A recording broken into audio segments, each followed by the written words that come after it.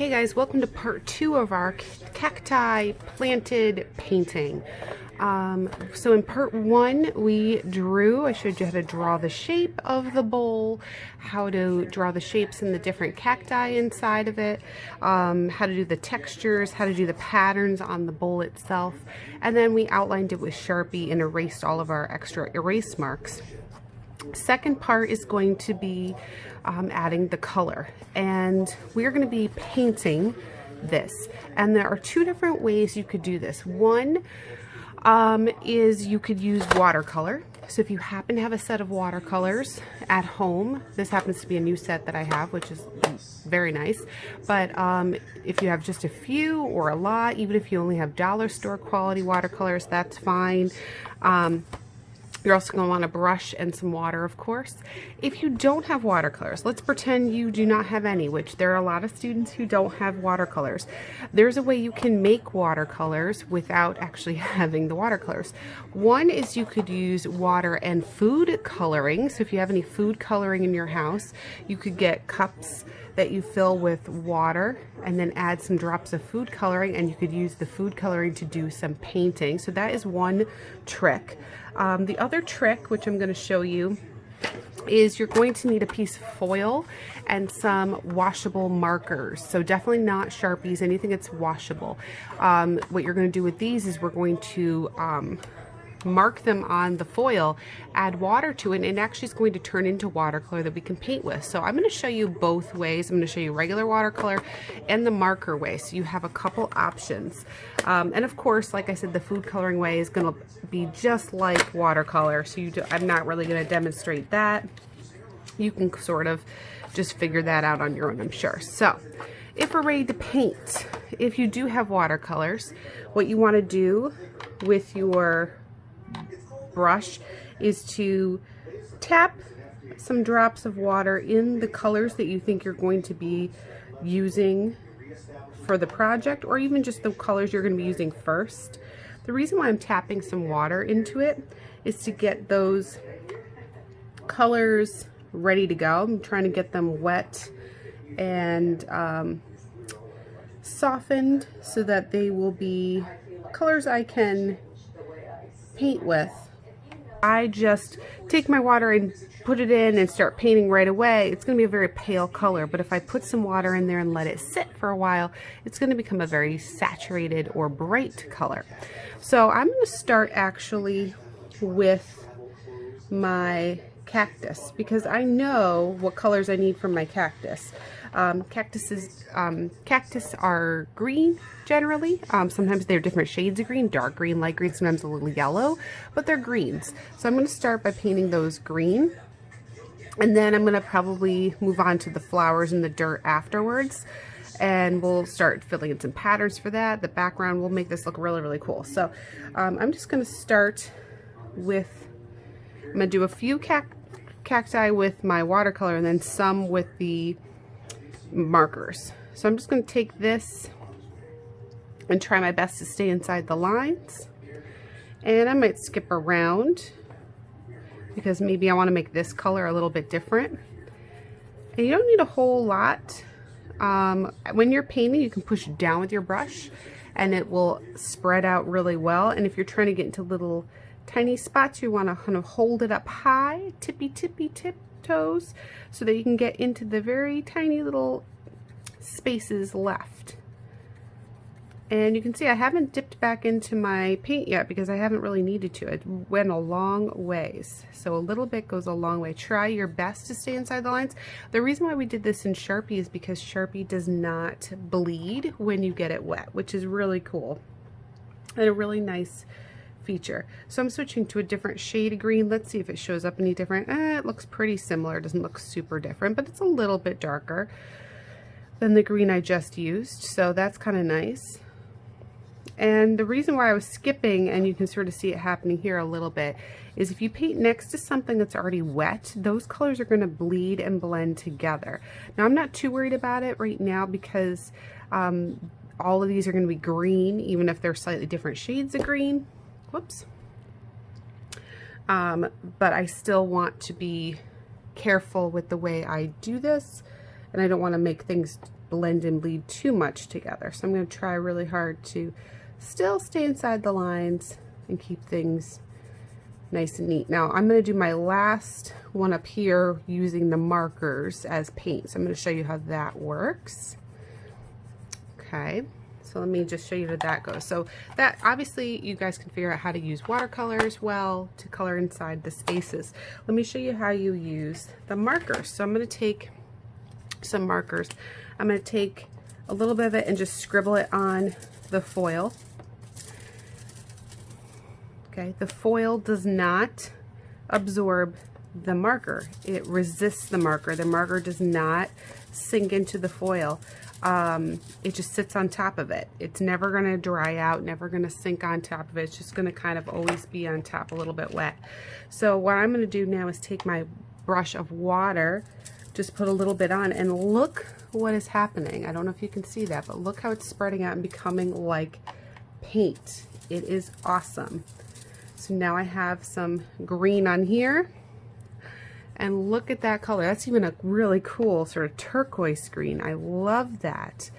And I can paint with it. Isn't that so cool? So if you don't have watercolor paints, but you have markers, this is a way that you can paint with your markers. So if you have markers, you have paint. You may not have realized it, but you do. So that's a really cool fact that you guys can use for this project and any other project you feel like doing. So if you've never tried that before, hopefully you find this to be a really cool trick that you can use. So you'll just need a bunch of different pieces of foil because you don't want those colors to bleed and blend together. And you know what, maybe I'll put a little bit of this lighter green on top of it just to make it a little bit fun and different. In some parts I'm going to kind of go over some of it with this lighter green in certain parts, just so it's kind of like a fun, funky colored cacti. There we go. Nice. All right, so I'm all done with the cactus. Now I have the little flowers to do and the dirt, but I'm not going to do the flowers of the dirt right now, actually, because if these things are still wet, then those are going to bleed into it. So you got to make sure you can even tap it with your finger a little bit. You can see I got some of the paint color still. That means it's still wet, so I don't want to paint my flowers until it's dry. So I might skip those pieces and instead fill in the vase. So I'm going to speed up a little bit so you guys can see me filling everything else in, because you don't need to watch me do it a little by a time. But I'm going to try to pick colors when I am down here, just so you guys know they're a little bit different. I want these greens to pop out, so I might try to avoid green when I'm down here. I might choose some colors that are a little bit brighter and more fun. Maybe there'll be some green in here, but probably more of the other colors, less of the green.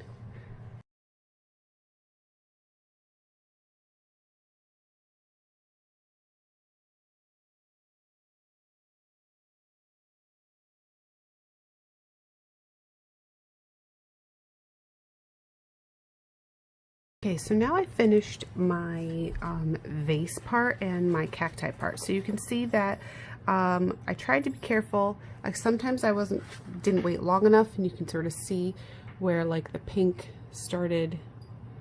You see how the pink from that flower started bleeding into the dirt underneath it. So sometimes I wasn't always super careful, so you want to make sure that you are being careful from time to time on that. So my other colors started bleeding together a little bit too, but overall I think it did a pretty nice job. So now I want to do something for my background. So there's a couple things you could do. Maybe you like the background being white and having all this sort of pop off of it. You could just leave the background white if that's something that you like, or you could give it some sort of color background. Now, if you're doing a color background, you want to think carefully about what color you choose. So because of all the greens up here, I definitely don't want to do anything that's going to make it blend into the background, at least for the top half of it. So I think I'm going to go sort of opposite. Instead of using greens, I think I'm going to do something that might be more on the opposite side, like oranges and yellows, something a little bit brighter and warmer, because I have a lot of cool colors up here: green, purple, pinks. Those are all sort of, well, not pink, but the purples and the blues are and the greens are sort of cool colors, and I want to go opposite. So I think I'm going to do some warm colors up top, and maybe I will keep the bottom half white, or maybe I will kind of do some warmer colors down there also. I'll have to kind of see how it goes. But once you decide what you're going to do, you can start laying down some paint. Always make sure that, especially when you're doing this part, that you have something underneath that you can use as a scrap paper, so that you can kind of make some mistakes go off the edge of the paper and not really worry about it too much. One other thing you can do to help your paint spread quicker, depending on what kind of paper you're using. If you're using really thick paper, this will work. If it's thin paper, this might not work. You can lay it down with a little water first, not a lot, don't go crazy with it, and then put this on top, and it'll help it just spread out a little bit quicker and easier. You'll just get a little bit more distance out of your watercolor when you do it that way. So I'm just using a little bit of water with my paint.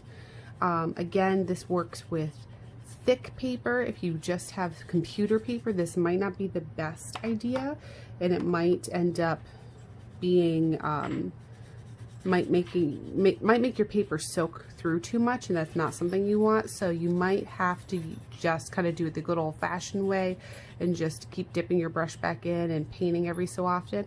But notice how I kind of like started with one color and I put another color on top, and I'm letting them bleed and blend together a little bit.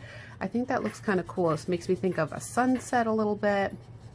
So I'm going to continue finishing the background here in that way, and then we'll come back and see the finished product.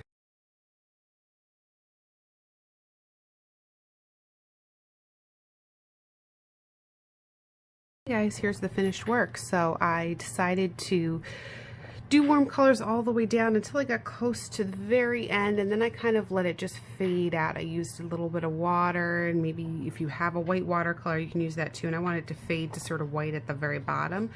Just a sort of creative choice I made, and I liked kind of going back and forth between a yellowy color, an orangey color, back to a yellowy.